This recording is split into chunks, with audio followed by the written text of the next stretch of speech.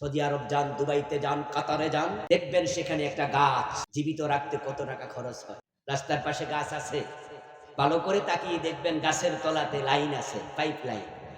সকালে একবার পানি দেয়, বিকাল আবার পানি দেয়। পানি না দিলে গাছ বাঁচে না। আর আমার মাটি, আমার দেশের মাটি, সুবহানাল্লাহ, একটা আম খেয়ে তার বিচিটা ফেলে দেন, 2 মাস পরে দেখবেন নিজে নিজে গাছ হয়ে যায়। 2 বছর পরে একা একা আম ধরা শুরু করে। উর্বরতা কাকে বলে? লাউ পেকেছে, নষ্ট হয়ে গেছে, শক্ত হয়ে গেছে, রান্না করে খাওয়া যায় না।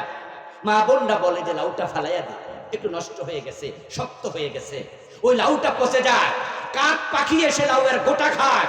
আরেক জায়গায় কাক মল ত্যাগ করে, ওই মল থেকে লাউ গাছ হইয়া লাউ ধরা শুরু করে দেয় একা একা। এই দেশ তো পিছানোর কথা না, সত্যি সোনার বাংলা। ভালো মানুষের হাতে তুলে দাও, সোনার বাংলা হতে দুযুগের বেশি লাগবে না।